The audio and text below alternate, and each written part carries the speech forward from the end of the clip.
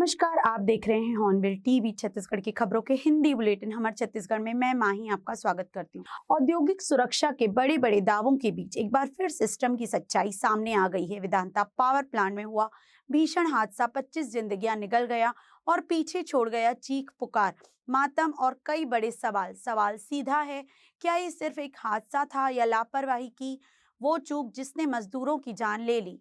हादसे के बाद का मंजर बेहद दर्दनाक था। चारों तरफ चीखें, घायल मजदूरों की कराह और अपनों को खोजते परिजन। कई मजदूरों ने मौके पर ही दम तोड़ दिया, जबकि कई जिंदगी और मौत के बीच जूझते नजर आए। बताया जा रहा है कि दर्जनों मजदूर इस हादसे की चपेट में आए, जिससे पूरे इलाके में दहशत और गुस्से का माहौल है। अब सवाल सिर्फ हादसे का नहीं बल्कि जिम्मेदारी का है। आखिर किसकी लापरवाही से इतनी बड़ी त्रासदी को जन्म दिया। पीड़ित परिवारों का दर्द साफ झलक रहा है। किसी ने अपना बेटा खोया तो किसी का सहारा छिन गया। परिजनों का कहना है कि अगर समय रहते सुरक्षा इंतजाम मजबूत होते तो आज उनके अपने जिंदा होते। वहीं पुलिस की शुरुआती कार्यवाही पर भी सवाल उठ रहे हैं। आरोप है कि घटना के बाद तुरंत और सख्त कदम नहीं उठाए गए। प्लांट प्रबंधन पर भी गंभीर आरोप लग रहे हैं। कहा जा रहा है कि सुरक्षा मानकों की अनदेखी की गई। अगर पहले ही खतरे को गंभीरता से लिया जाता तो शायद 25 जिंदगियां बच सकती थी। मामले की गंभीरता को देखते हुए जांच की जिम्मेदारी संभाग आयुक्त सुनील जैन को सौंपी गई है। जनसुनवाई के दौरान कई लोगों के बयान दर्ज किए गए हैं। वहीं प्लांट प्रबंधन ने प्लांट को दोबारा शुरू करने की अनुमति मांगी, लेकिन फिलहाल इसे खारिज कर दिया गया है। संभाग आयुक्त सुनील जैन का कहना है कि जांच जारी है और रिपोर्ट आने के बाद ही आगे की कार्यवाही तय की जाएगी। जांच के बिंदु राज्य सरकार ने निर्धारित किए हैं, उन्हीं बिंदुओं पर जांच की जा रही है और जांच अभी प्रक्रियाधीन है। जब तक जांच में सभी तथ्य नहीं आते तब तक जांच चलती रहेगी। समय तो बताया जाना संभव नहीं। इस हादसे ने सिर्फ 25 लोगों की जान नहीं ली बल्कि कई परिवारों के सपनों को भी तोड़ दिया है। अब इन परिवारों के सामने रोजी रोटी और भविष्य का बड़ा संकट खड़ा है।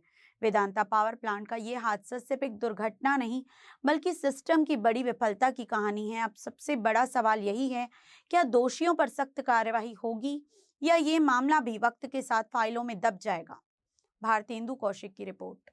छत्तीसगढ़ के मुख्यमंत्री विष्णुदेव साय और उप मुख्यमंत्री अरुण साव ने वंदे मातरम को राष्ट्रीय गान के समान वैधानिक संरक्षण देने के केंद्र सरकार के निर्णय का स्वागत किया है।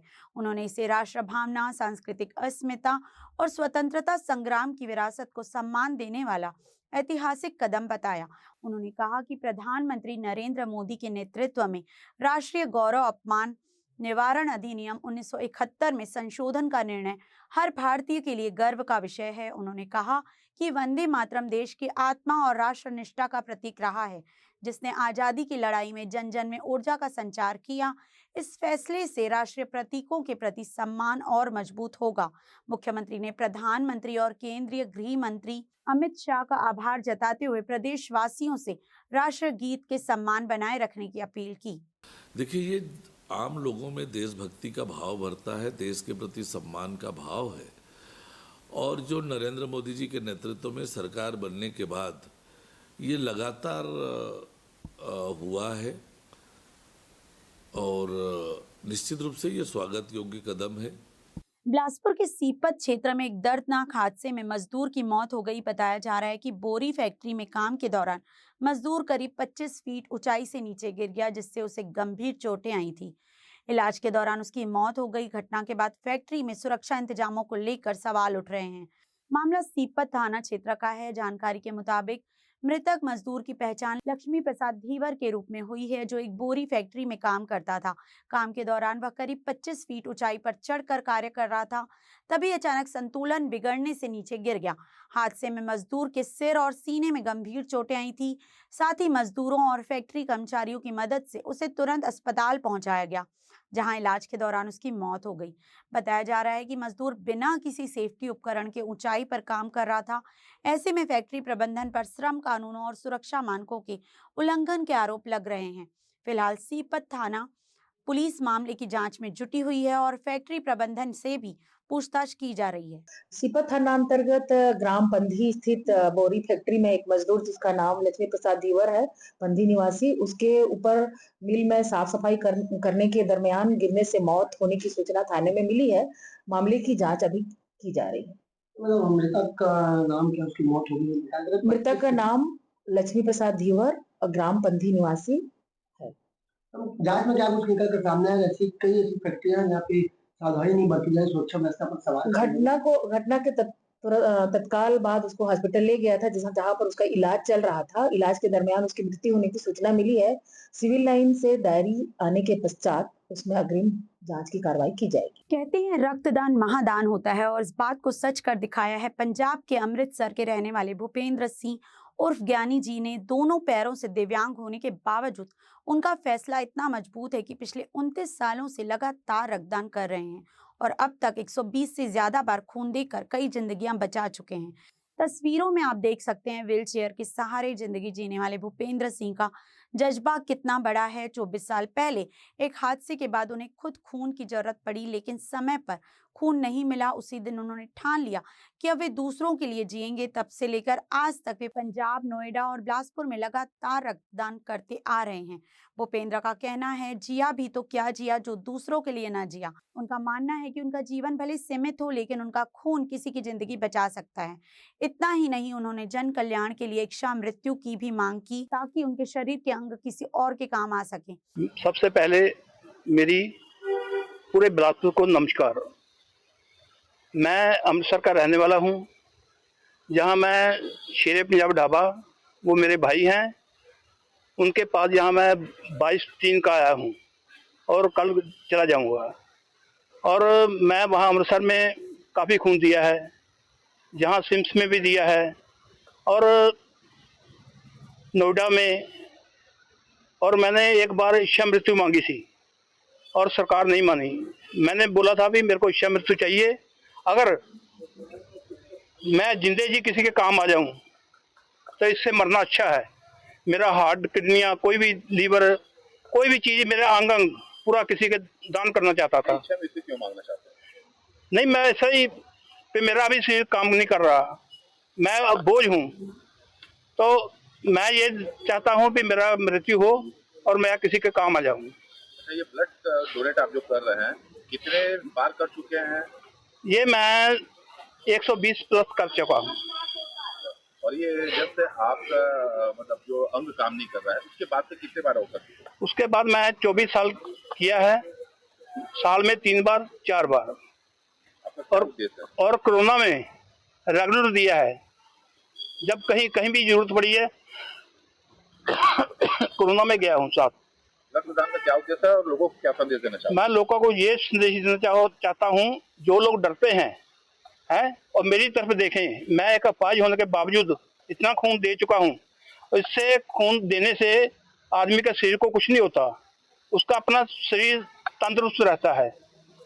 और अभी ये अगर मैं खून नहीं देता तो मैं फूल गया होता, तो मेरे को ये भी नहीं चला जाता थोड़ा बहुत भी। बिलासपुर में सिस्टम का फेलियर एक बार फिर सामने आया है और इस बार इसकी मार पड़ी है एक महत्वपूर्ण शासकीय परियोजना पर। करोड़ों रुपए खर्च होने के बावजूद बैराज प्रोजेक्ट आज भी अधूरा है। सवाल ये है कि आखिर जिम्मेदार कौन है और कब तक जनता को ऐसे ही इंतजार करना पड़ेगा। ये तस्वीरें हैं बिलासपुर के शिव घाट और पचरी घाट की, जहां करीब 100 करोड़ की लागत से 2 बड़े बैराज बनाने की योजना को हरी झंडी मिली थी। साल 2020 में स्वीकृति के बाद जनवरी 2021 में वर्क ऑर्डर जारी हुआ और जनवरी 2023 तक इसे पूरा करने की डेडलाइन तय की गई थी। लेकिन वक्त बीतता गया और सिस्टम की सुस्ती ने इस प्रोजेक्ट को अधूरा छोड़ दिया। आज हालात ये हैं कि पिछले 1.5 साल से काम ठप पड़ा है। शिव घाट में कुछ काम जरूर शुरू हुआ है, लेकिन उसकी रफ्तार इतनी धीमी है कि पूरा होने की कोई तय सीमा नजर नहीं आती। वहीं पचरी घाट में काम पूरी तरह बंद है। बैराज के अप्रोच रोड, टो वॉल और कई तकनीकी हिस्से अब भी अधूरे पड़े हैं। 20% काम बाकी है, लेकिन जिम्मेदारों के पास कोई स्पष्ट जवाब नहीं है। हैरानी की बात यह है, इस प्रोजेक्ट के लिए स्वीकृत राशि लगभग पूरी खर्च हो चुकी है और देरी के चलते लागत बढ़कर 128 करोड़ के करीब पहुंच गई है। पिछले 2 सालों में ठेकेदार को 5 बार एक्सटेंशन दिया जा चुका है, लेकिन नतीजा वही ढाक के 3 पात। जल संसाधन विभाग की उदासीनता और अफसरशाही ने इस परियोजना को कागजों में ही उलझा कर रख दिया है। विपक्ष इस मुद्दे पर सरकार को घेर रहा है, तो वहीं जनप्रतिनिधि पूर्ववर्ती सरकार पर ठिकरा फोड़ते नजर आ रहे हैं। सबसे बड़ा सवाल यही है कि बिलासपुर के इस अहम प्रोजेक्ट की जिम्मेदारी आखिर कौन लेगा। स्थानीय लोगों ने भी नाराजगी बढ़ती जा रही है। उनका कहना है कि यह परियोजना पूरी होने से जल संकट से राहत मिल सकती थी, लेकिन अब ये सिर्फ अधूरी उम्मीद बनकर रह गई है। बैराज जो 2020 में बनने का प्रस्तावित था, जिसे 2023 तक बन जाना था, लगभग 105-10 करोड़ का प्रोजेक्ट था, जिसे लेकर उस समय के प्रशासनिक अधिकारियों द्वारा काफ़ी सिंसियरली होकर काम तो किया गया।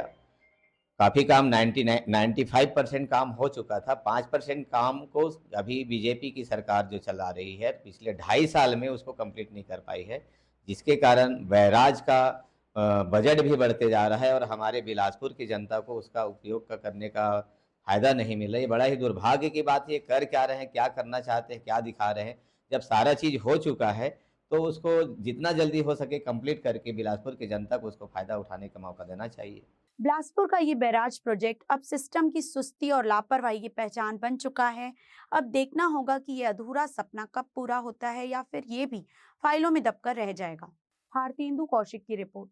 ताड़मेटला नक्सली हमले में जुड़े एक बड़े फैसले में बिलासपुर हाई कोर्ट ने आरोपियों के बरी होने के फैसले को बरकरार रखा है। साल 2010 में हुए इस भीषण हमले में 76 जवान शहीद हुए थे, जिसने पूरे देश को झकझोर दिया था। मामले में राज्य सरकार की अपील को खारिज करते हुए हाईकोर्ट ने साफ कहा कि जांच एजेंसियां आरोपियों के खिलाफ पुख्ता सबूत पेश करने में नाकाम रही।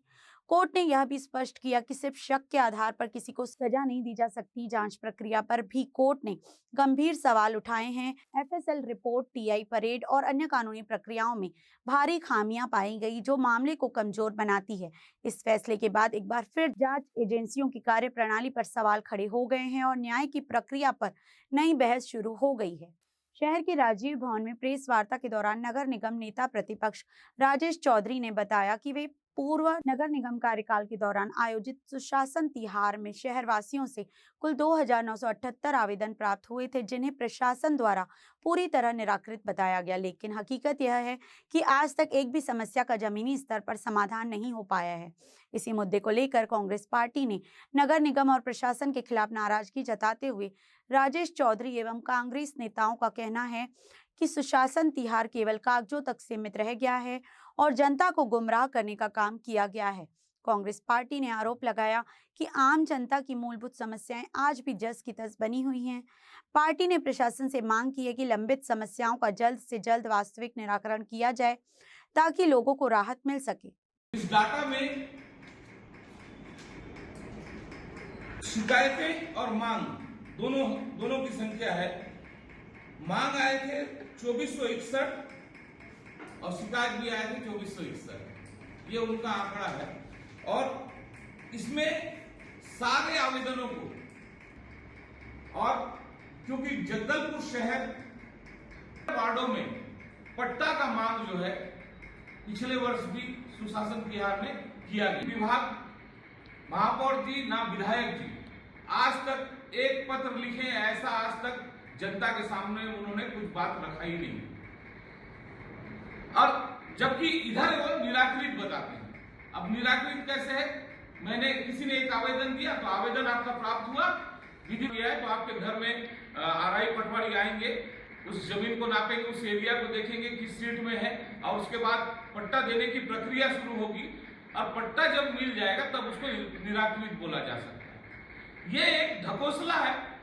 उसी प्रकार से कई वार्डों में आज भी, विशेषकर तो मेरे जानकारी में कुछ 5 ऐसे हितग्राही हैं जो शौचालय बनाने में असमर्थ हैं। देखिए, जिस प्रकार से भारतीय जनता पार्टी के द्वारा सुशासन तिहार के नाम पर जनता को भ्रमित करने का प्रयास किया जा रहा है, उसी विषय को लेकर आज यह प्रेस वार्ता रखा गया है। भारतीय जनता पार्टी के द्वारा पिछले 2025 के जो आवेदन उन्होंने लिया था उसका निराकरण आज दिनांक तक नहीं हुआ है। उनके कागज में, पेपर में निराकृत हो चुका है, परंतु धरातल में कहीं निराकृत नहीं है। अगर निराकृत है तो पट्टा के लिए जितने आवेदन आए थे क्या उनको पट्टा मिल गया? शौचालय के लिए जितने आवेदन आए थे क्या महापौर जी ने उनके घर में शौचालय बना दिया? विधायक जी ने जाकर उनको शौचालय का गिफ्ट किया क्या? उसी प्रकार से एकल बत्ती कनेक्शन के लिए जो आवेदन आए थे क्या उनके घर में एकल बत्ती कनेक्शन लग गया क्या? सड़क, बिजली, पानी की व्यवस्था जो है आप तो स्पष्ट दिख रहा है। सारे काम पेंडिंग है। उसी प्रकार से आवास योजना की बात है, आवास योजना के लिए ये पट्टा, जो पहला मुद्दा मैंने बताया, पट्टा बन के पड़े हैं, पर उसका वितरण इसलिए नहीं किया जा रहा है क्योंकि उसमें कांग्रेस गवर्नमेंट के समय का पट्टा है और भूपेश बघेल जी का और राजस्व मंत्री जी का फोटो लगा हुआ है, इसलिए उस पट्टे को वितरण नहीं किया जा रहा है। इस मानसिकता के साथ अगर भारतीय जनता पार्टी काम कर रही है तो प्रधानमंत्री आवास का लाभ कैसे मिलेगा लोगों को? प्रधानमंत्री आवास का लाभ मिले, इस सोच के साथ वो पट्टा वितरण किया गया था। और जिनके पास पट्टा नहीं है उनके लिए भी जो पट्टा की मांग किए थे उसका भी कोई निराकरण आज दिनांक तक नहीं हुआ। इस पिछले सुशासन तिहार में महतारी वंदन योजना के लिए जो माताएं बहनें आवेदन की थी, इस 1.5 साल में एक आवेदन नया नहीं भरा गया है, और बल्कि केवाईसी के नाम पर, फिंगरप्रिंट के नाम पर, अपडेटिंग के नाम पर रोज लाइन में खड़ा करके उन माता बहनों को वो 1000 रुपए के लिए हरास किया जा रहा है।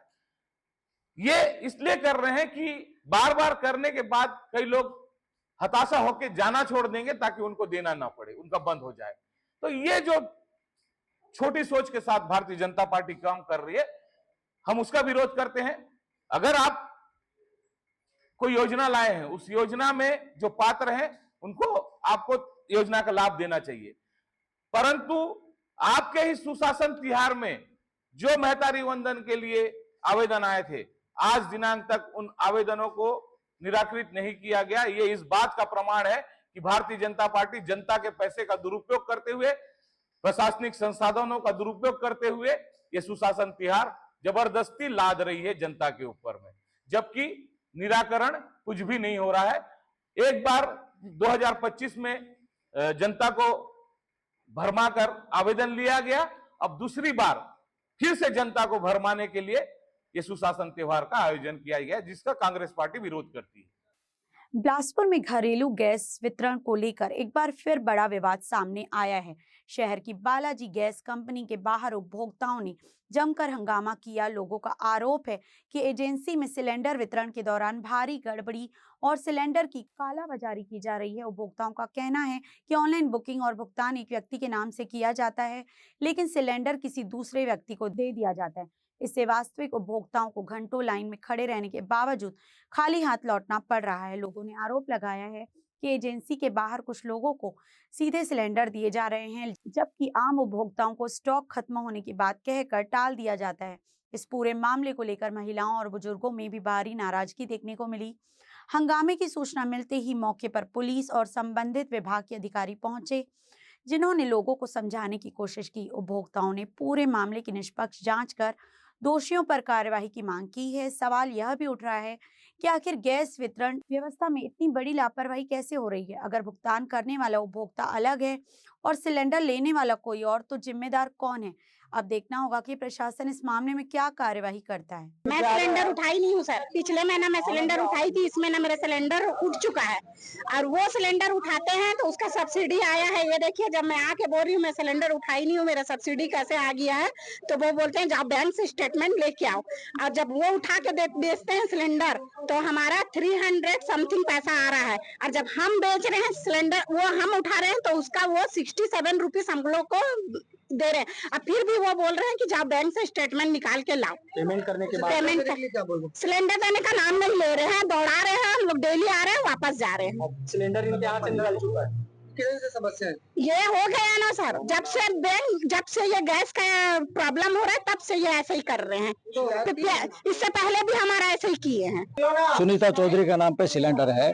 सिलेंडर हमने ऑनलाइन बुक किया on 18th of April, but till now there is no answer from the Balaji Gas. Every day we are calling, they are telling no, we will send. अभी मेरा DAC number भी आ गया। What is happening? I don't understand. बोलते तो क्या बोलते हैं cylinder? वो लोग बोलते हैं हम भेज देंगे। आज मैं खुद आया हूँ, I came over here to take the cylinder on hand, but they are not giving receipt.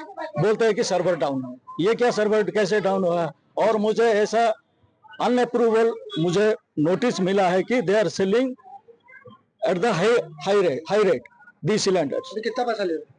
अभी तो मैं ऑनलाइन पे 1001 1001 कुछ दिया हूँ। और मेरा नाम बालकृष्ण चौधरी, वाइफ का नाम सुनीता चौधरी, नाम सिलेंडर का नाम है सुनीता। आज के बुलेटिन में बस इतना ही। मुझे दीजिए इजाजत। देखते रहिए हॉर्नबिल टीवी।